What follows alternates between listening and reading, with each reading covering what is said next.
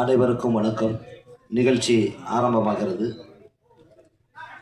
வீழ்ந்த கிராமங்களை வாழ வைக்க வந்தவன் என்ற வரலாற்று காவியத்தை தமிழகத்தின் தேடி தேடி அலைந்து கொண்டிருக்கின்ற கிராம வாழ்க்கையை மக்கள் உள்ளங்களில் விதைத்து இன்று சரித்திர படமாக்கி மக்கள் மத்தியிலே இன்னும் சில நொடிகளில் இன்னும் சில நாட்களில் வெளிவர இருக்கின்ற திரையரங்குகளில் அதிர இருக்கின்ற ஆண்டவன் திரைப்படத்தின் விழா இப்பொழுது ஆரம்பமாகிறது.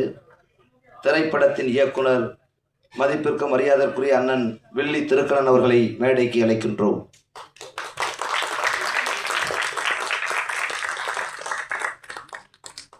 படத்தின் கதாநாயகன் ராமநாதபுரம் மாவட்டத்தின் மண்ணின் மைந்தர் ஆலடிப்பட்டி கண்டெடுத்த ஆண்டவன் திரைப்படத்தின் நாயகன் மகேஸ்வரன் அவர்களை மேடைக்கு அழைக்கின்றோம்.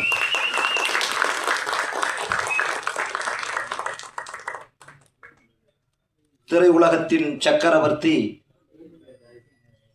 பல்வேறு பரிமாணங்களை திரையுலகத்தில் தனக்கு மையப்படுத்தியவர், பல்வேறு நபர்களை ஏற்றி வைத்த ஏணி,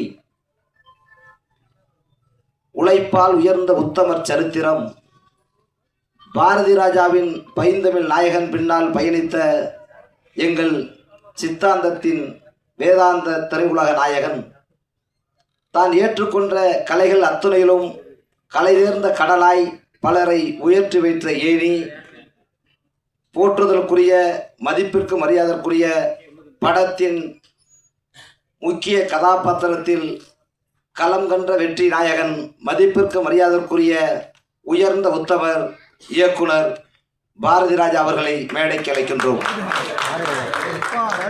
பாக்கியராஜ் அவர்களை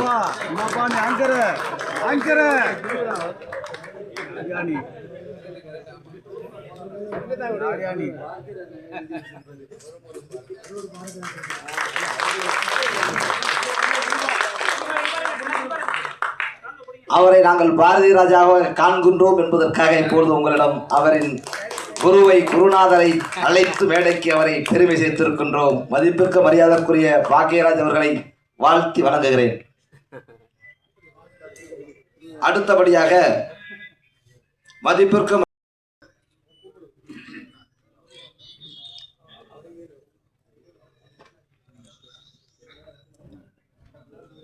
மதிப்பிற்கும் மரியாதைக்குரிய திரையுலகத்தின் நகைச்சுவை கடலாய் திரைப்படத்தில் அத்துணை கதாபாத்திரங்களிலும் வாழ்ந்து கொண்டிருக்கின்ற அண்ணன் கஞ்சா கருப்பு அவர்களை மேடைக்கு அழைக்கின்றோம்.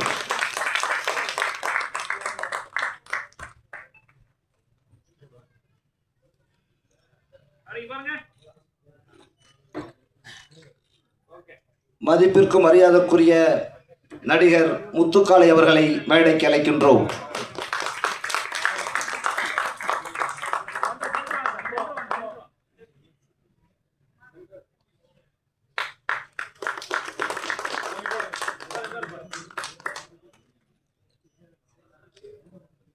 சிறப்பு விருந்தினர் மாஸ்டர் மகேந்திரன் அவர்களை மேடைக்கு அழைக்கின்றோம்.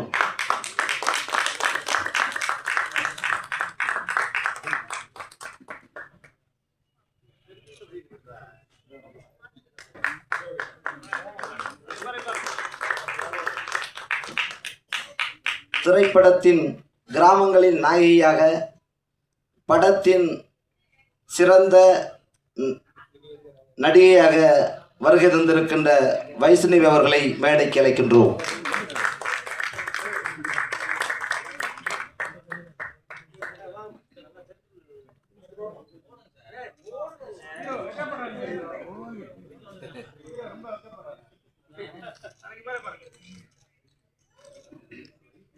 இசையமைப்பாளர் சார்லஸ் தானா அவர்களை மேடைக்கு அழைக்கின்றோம்.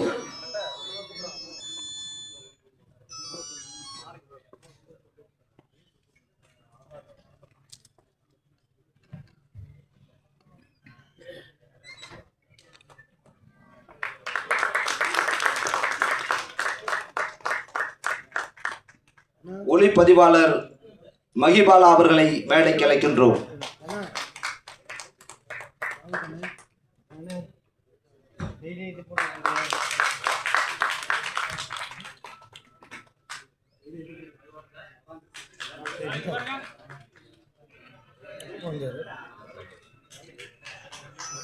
சிறப்பு விருந்தினர் இயக்குனர் கேந்திர முனியசாமி அவர்களை மேடைக்கு அழைக்கின்றோம்.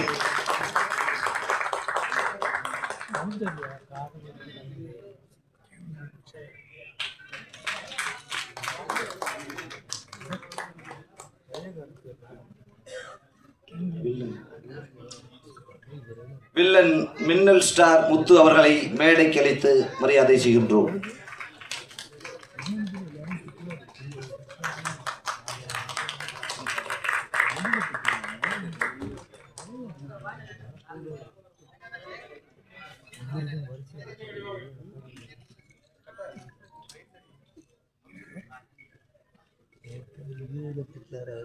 வெற்றி படத்தின் நடிகர் திலகங்களாக இத்திரைப்படத்தில் ஆளுமை மிக்க தோற்றத்தில் தங்களை வெளிப்படுத்திக் கொண்டிருக்கின்ற சான்றோர் பெருமக்கள் அனைவரும் மேடையில் அமர்ந்திருக்கின்றார்கள். அத்துணை பேருக்கும் நெஞ்சம் நிறைந்த நன்றிகளையும் வணக்கத்தையும் தெரிவித்துக் கொள்கின்றோம்.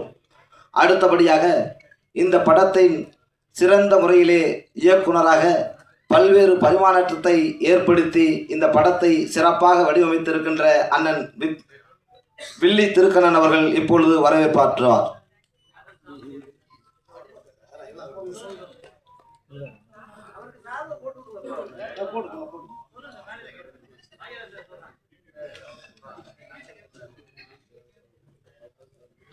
மதிப்பிற்கு மரியாதைக்குரிய நமது பாக்யராஜ் அவர்கள் இப்பொழுது இயக்குனர் அவர்களுக்கு சால்வை அணிவித்து மரியாதை செய்கின்றார்.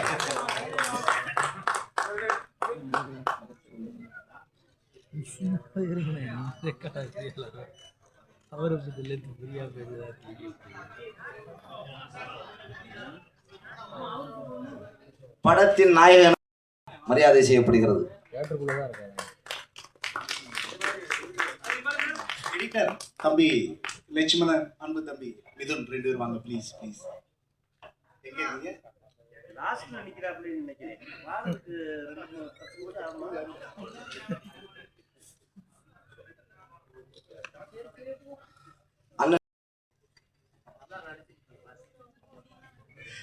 எல்லாருக்கும் வணக்கம். இது வந்து எனக்கு ரொம்ப ரொம்ப புதுசு. நான் இந்த மாதிரி விழாவெல்லாம் அந்த ரோட்டில் இருந்தால் வேடிக்கை பார்த்துட்டு போய்கிட்டு இருந்தேன். அப்படி ஒரு வாய்ப்பு கொடுத்த அத்தனை உள்ளங்களுக்கும், இங்கே மேடையில் இருக்க ஜாம்பவான்களுக்கும், பத்திரிகை நண்பர்களுக்கும், உடன்பிறப்புகளுக்கும், அன்பு நண்பர்களுக்கும், இதை இன்னைக்கு வரைக்கும் 2 கோடி பேருக்கு மேலே ஷேர் பண்ணி லைக் பண்ணி இது ஆல்ரெடி இது போய்கிட்டு இருக்கு. அதை ஷேர் பண்ண அத்தனை மகேஷோடைய நண்பர்கள் எல்லாருக்குமே ஃபஸ்ட்டு வணக்கத்தை சொல்கிறேன். மேலும் மேலும் இப்படி ஒரு படம் எடுக்கணும் அப்படிங்கிறது எப்படி சொல்றேன்னு தெரியல. எல்லாமே புதுசா இருக்கு.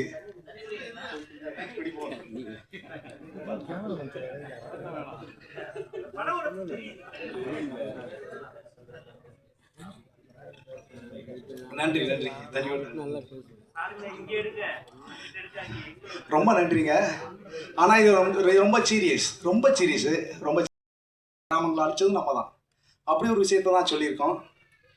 ஃபஸ்ட்டு படம் எனக்கு இப்படி ஒரு படம் பண்ணது எனக்கே ஒரு ஆச்சரியமாக இருக்குது. படமாக இருக்கிறத விட காவியமாக தான் இருக்கும். நீங்கள் ஃபஸ்ட்டு படமாக பார்த்தீங்கன்னா எனக்கு படமாக தோணலை. இன்றைக்கி வரைக்கும் நான் இதை 100 தடவை நானே பார்த்துட்டேன். இது ஒரு காவியம் அப்படி தான் நான் நினைக்கிறேன். நீங்கள் அப்படி தான் நினைப்பீங்க. பார்க்கும்போது அப்படி தான் இருக்கும். அப்படி ஒரு வாய்ப்பு கொடுத்த மகேஷ்க்கு ஃபஸ்ட்டு அதை ஒரு யூடியூப்பாக தான் அவர் போட்டிருந்தார். அந்த கதையைத்தான் நான் வந்து ரொம்ப எங்கள் ஐயா சொன்ன மாதிரி எனக்கு கதை ரொம்ப ஈஸியாக கிடச்சிருச்சு. ரொம்பலாம் தேடலை, ஒன்றுமே பண்ணலை. மகேஷ் வீடியோ போட்டார், அதை பார்த்து அப்படியே ஈஸியாக எடுக்க வந்துட்டேன். அவ்வளோதான், ரொம்ப ரிஸ்க்கெலாம் எடுத்துக்கலை. அதுவும் ஃபஸ்ட்டு படத்தில் வந்து ஐயா முத்தமிழ் அறிஞர் கலைஞரை அவருடைய வீட்டு வசதி திட்டத்தை வச்சு எடுத்ததில் நான் ரொம்ப பெருமைப்படுறேன். அதுக்காக ரொம்ப சந்தோஷப்படுறேன். ஏன்னா அவ்வளோ பெரிய கலைத்துறையிலிருந்து மூத்த கொடி அவர். அவருடைய நம்ம படத்தில் அவருடைய இதை மென்ஷன் பண்ணி எனக்கு ஒரு சந்தோஷம். அது இந்த மாற்றது கிடையாது. இப்படி ஒரு விஷயத்தை உருவாக்குனதில் அன்னைக்கு இருந்த விருதுநகர் மாவட்ட கலெக்டர் ஐயா மேகநாத ரெட்டி ஐயா வந்து அப்படி ஒரு விஷயத்தை பண்ணினதுனால தான் இப்படி ஒரு விஷயம் நடந்துச்சு. இது ஒரு ப்ராசஸ், இது உயிரோட்டமான ஒரு ப்ராசஸ். இது வந்து எப்படின்னா இது வந்து ஒரு நாடகத்தன்மை இல்லை, இதோட ஃபுல்லாக உயிர் இருக்குது. அந்த செயலுக்குற உயிர் இருக்குது. அப்படி ஒரு உயிரோட்டத்தை நான் படமாக்குனது எனக்கு ஒரு சந்தோஷமாக இருக்குது. எல்லாமே யதார்த்தமாக நடந்துச்சு. எல்லாமே யதார்த்தமாக இருந்துச்சு. எனக்கு எவ்வளோ பேசுறதுக்கு இருக்குது. எனக்கு. ஆனால் ஃபஸ்ட்டு எனக்கு நன்றியை தான் சொல்ல முடியுது. நன்றி தவிர வேறு ஒன்றும் இல்லை. நன்றியை விட ரொம்ப ரொம்ப முக்கியமானது நம்பிக்கைங்கிறது தான் ஃபஸ்ட்டு முக்கியம். நன்றி வந்து எல்லா உயிரினத்தில் இருக்குது. ஆனால் நம்பிக்கை மட்டும் மனுஷங்கிட்ட மட்டும்தான் இருக்குது. அந்த நம்பிக்கையோடு என்னை தேடி, என் அழைப்பை தேடி இவ்வளோ தூரம் பயணித்து நீங்கள் வந்தீங்க. அதுக்கு அத்தனை பேரும் மறுபடியும் எத்தனை முறை கோடி முறை நான் நன்றியை சொல்லிக்கிறேன். சீஃப் கெஸ்டாக இருக்க அத்தனை பேருக்குமே நான் நன்றியை சொல்லிக்கிறேன். அப்படி சோழருக்கு நன்றியை சொல்லிக்கிறேன். முக்கியமாக ப்ரெஸ்ஸுக்கு எக்ஸ்ட்ரா தேங்க்ஸ் சொல்லிக்கிறேன். ஏன்னா நீங்கள் எவ்வளோ பேரை வாழ வச்சுருக்கீங்களே, ஒரே ஒரு வாய்ப்பு நீங்கள் அதை பண்ணி கொடுங்க. இன்னும் நான் நல்லா பண்ணுவேன். இந்தமாரி சிறப்பாக படம் பண்ணுவேன். எனக்கு 1000 கதை இருக்குங்க என்கிட்ட. அது கதை கிடையாது, என் வாழ்க்கை தான். புதுசாலாம் நான் யோசிக்கவே மாட்டேன். பூரா என் வாழ்க்கையில் அவ்வளோ வலி இருக்குது. அதெல்லாம் மறுபடியும் படம் தூக்கிட்டு வருவேன். நான் இன்னும் நல்லதை பண்ணுவேன். நல்லா, ஏன்னா எனக்கு நல்லா தான் பேச தெரியும், நல்லா தான் நினைக்க தெரியும். படமே எடுத்தாலும் நான் நல்லா தான் படம் எடுப்பேன். அதான். தேங்க்ஸ்.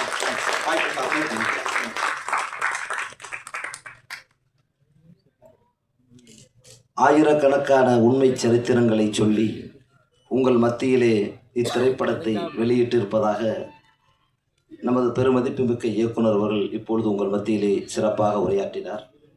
அடுத்தபடியாக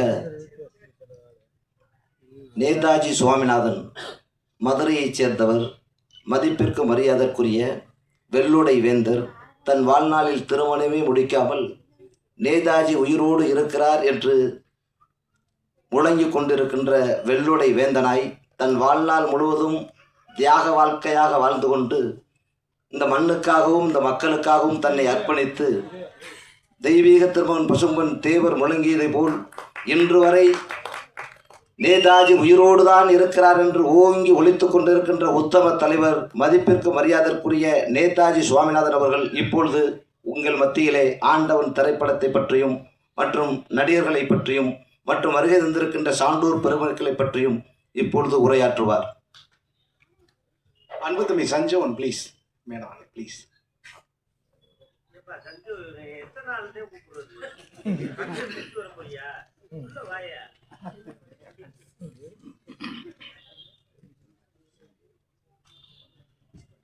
சென்டர்ல வந்து போடுங்க, அப்பதான் எல்லாருக்கும் தெரியும்.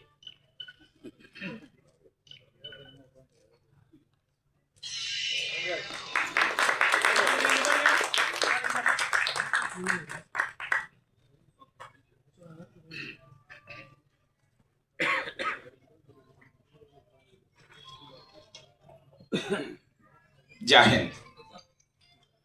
ஆண்டவனை வாழ்த்துவதற்காக மனித தெய்வங்களை எல்லாம் ஒரு சேர இணைத்து மனிதன் ஆண்டவனை வாழ்த்தும் அதிசய நிகழ்ச்சியை அரங்கேற்றி இருக்கும் ஒரு புதுமையான நிகழ்ச்சி.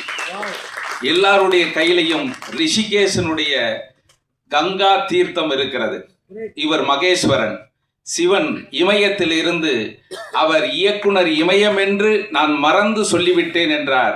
இல்லை இல்லை, இயக்குனர் இமயம் ஆண்டவன் சிவனே இறங்கி வந்து ஆண்டவனாக செவ்வானம் சிவப்பதைப் போல அந்த பேரும் போடப்பட்டது. இங்கே அந்த ஸ்படிக மாலை இமயத்திலிருந்து வாங்கி வரப்பட்ட 2 மாலைகள். ஒன்று, அந்த பாக்கியமான ஒரு மனிதர் இந்த மண்ணுலகில் தமிழகத்திற்கு கிடைத்த ஒரு பாக்கியம். ராஜ், எங்களுடைய ராஜ்னு அந்த கதை அந்த படத்துல வரையில ஒருத்தர் சொல்வார், நாங்க ஒரு ராஜ்யம், எங்க ராஜ்யம்னு. அந்த ராஜ்யம் இந்த பாக்கிய ராஜ். அவருக்கு இந்த ஸ்படிக மாலையும் இந்த கங்கா தீர்த்தமும் வழங்கி அவரை நாங்கள் பெருமைப்படுத்துவதற்காக சுபாஷ் அவர்களை மேடைக்கு அழைத்து அவருக்கு சிறப்பிக்கின்றார். அவரும் ரிஷிகேஷ் வந்திருந்தார். சுபாஷ் வாங்க.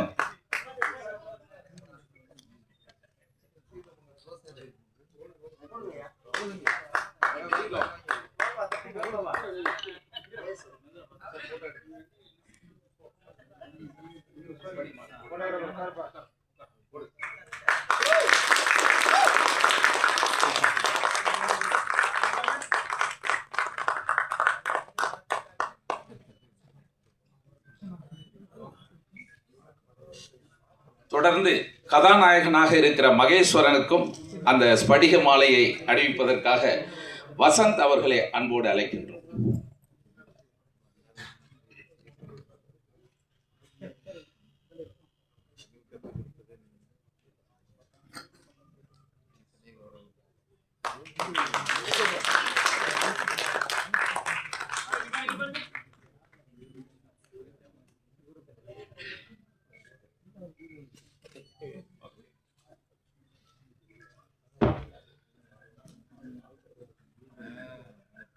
பூமி எங்க சாமி அப்படின்னு சொல்லுவாங்க.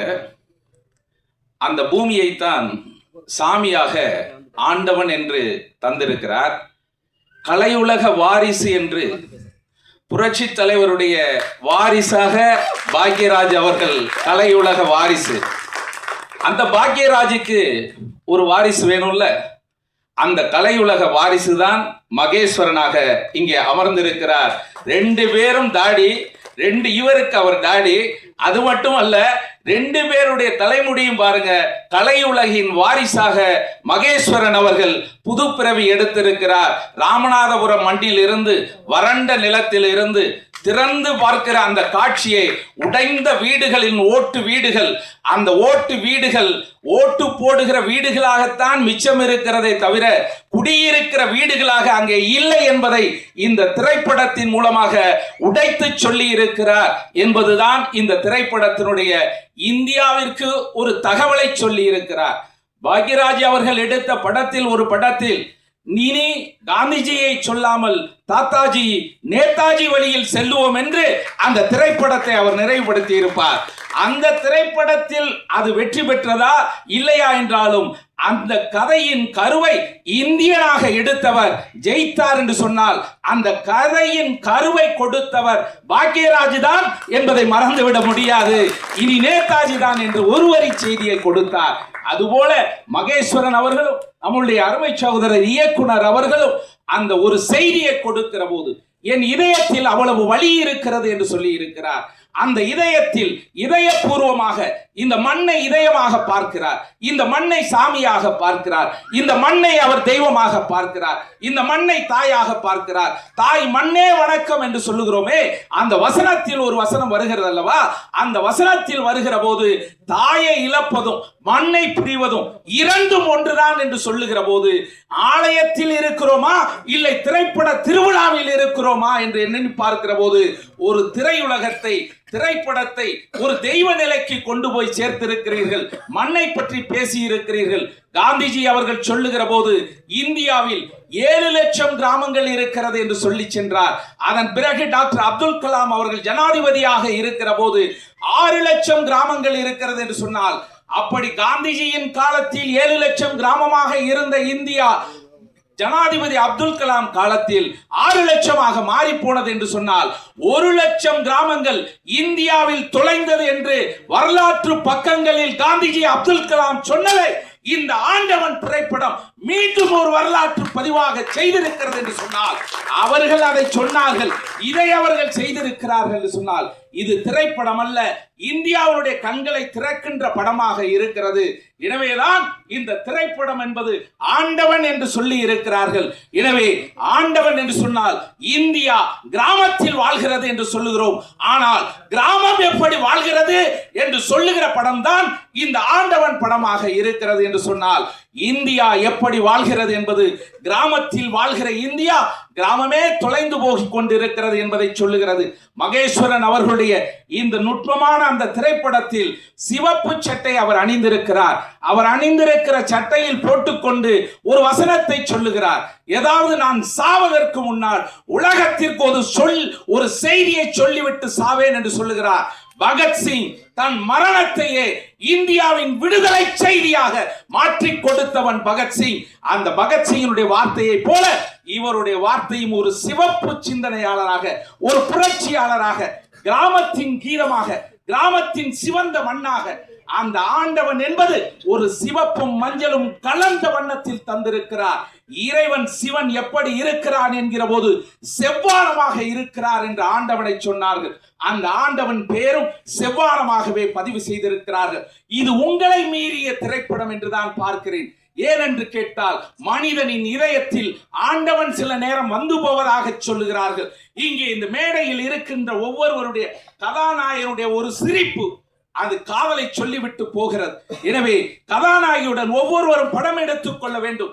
அவர் ஒரு படம் எடுத்திருக்கிறார் ஆண்டவன் என்று, அவரோடு ஒவ்வொருவரும் படம் எடுத்துக் கொள்ள வேண்டும் என்று விரும்புகிறோம் என்று சொன்னால், அந்த கதாநாயகனுடைய பாக்கியம் செய்த அந்த மகாலட்சுமியாக இந்த படத்திற்கு அங்கே ஒரு ஈஸ்வரன் இருக்கிறார் என்று சொன்னால் இங்கே ஒரு ஈஸ்வரி இருக்கிறார், அது மகாலட்சுமியாக கிடைத்திருக்கிறார். எனவே கிராமத்தை சொல்லுகிற படம் இந்த படம், இந்தியாவினுடைய அரசியலின் கதவுகளை தட்டுகின்ற படம்.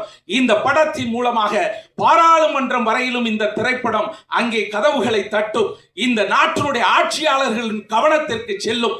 இந்த திரைப்படம் இந்தியாவின் சிறந்த திரைப்படமாக, பரிசு பெறுகிற, அவார்டு பெறுகிற திரைப்படமாக மாறும் என்பதில் மாற்று கருத்து இல்லை.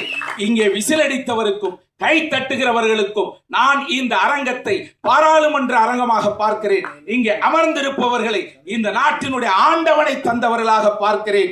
உள்ளூரை உலகத்திற்கு தந்திருக்கிறார்கள். ஒவ்வொரு வசனமும் தேடி தேடி கண்டுபிடித்திருக்கிறார்கள். பாரதி அங்கே பாக்கியராஜ் அவர்களுடைய வாரிசு என்று சொல்வதற்கு திரைப்படத்தில் ஒரு வசனம் வந்து போகும், சப்ஸ்கிரைப் பண்ணிட்டையா, பெல் பட்டனை தட்ட போற அப்படின்னு ஒரு வசனம் இருக்கும். அது பாக்கியராஜனுடைய வசனத்தின் முந்தானை முடிச்சை பார்த்தவர்களுக்கு தெரியும் அதனுடைய வாரிசு இங்கே இருக்கிறது என்று. எனவே அந்த ஒற்றை வாரிசு பாக்கியராஜை சொல்லும் என்று சொல்லி இங்கே இயக்குனர் வில்லி திருக்கண்ணன் இருக்கிறார். திருக்கண்ணன் சிவனுடைய திருக்கண்ணன், அவரே இங்கே வந்திருக்கிறார். ஏதோ படத்திற்கு படம் எடுத்திருக்கிறேன், பணம் வந்துவிடும் என்ற எதிர்பார்ப்பெல்லாம் அவரிடத்தில் இல்லை. வழியை சொல்லுகிற சிவனின் குரலாக அவர் வெளிப்பட்டிருக்கிறார். கதாநாயகன் மகேஸ்வரன், நடிகர் பாக்கியராஜ். அவர் நடிகர் அல்ல, இந்த திரைப்படத்திற்கு அவர்தான் மிகப்பெரிய நல்லாசியாக நமக்கு கிடைத்திருக்கிறார். இந்த படத்தின் பாக்கியமே பாக்கியராஜாக இருக்கிறார் என்பதை சொல்லி வீழ்ச்சி தலைவர் ஜாக்குவார் தங்கமாக வந்திருக்கிறார். நடிகர் கஞ்சா கருப்பு, கஞ்சா கருப்பல்ல, அவர் கருப்பென்றாலும் நெருப்பாக வசனத்தை தருகிறார்.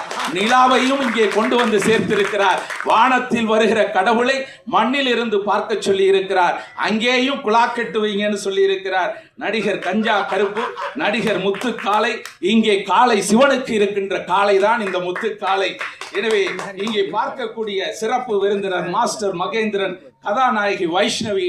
இங்கே வைஷ்ணவி என்று சொல்லுகிற போதும் அது ஒரு தெய்வத்தலம்தான். இசையமைப்பாளர் சார்லஸ் தனா. ஒவ்வொரு இசையிலும் ஒரு பயத்தை தருகிற ஒரு இசை, அது இளையராஜா தான் தந்திருக்கிறாரா என்று நினைவூட்ட தருகிற இந்த அளவிற்கு சார்லஸ் தனா தந்திருக்கிறார் என்று சொன்னால் இசையை அவருக்குள் உலா வருகிறது, இயற்கையாக வெளிப்பட்டு இருக்கிறது. நீரூற்று போல ஒளிப்பதிவாளர் மகிபாலன் அவர்கள், இது போல சிறப்பு விருந்தினர் இயக்குனர் கேந்திரன் அவர்கள், முனியசாமி அவர்கள், வில்லன் மினிஸ்டர் முத்து. அவர் கடைசியா போட்டிருக்கிறாங்க வில்லன்னு போட்டிருக்கிறாங்க.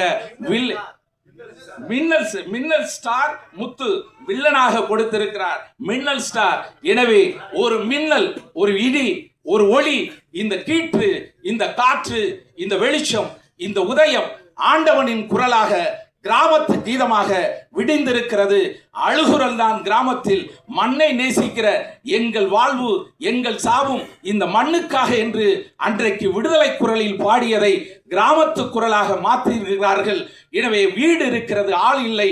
இப்போது அந்த ஆட்களை எல்லாம் கிராமத்திற்கு கொண்டு போய் சேர்க்கிற படம்தான் இந்த திரைப்படம். Think locally, act locally, think globally என்று சொல்லுவார்கள். உலகத்தையும் கிராமத்தையும் இணைத்திருக்கும் படம்தான் ஆண்டவன். மனிதனையும் மண்ணையும் விண்ணையும் இணைப்பதுதான் ஆண்டவன். உங்களையும் எங்களையும் இணைப்பதுதான் ஆண்டவன் என்று சொல்லி வாய்ப்புக்கு நன்றி கூறி விடைபெறுகிறேன். ஜெய் ஹிந்த்.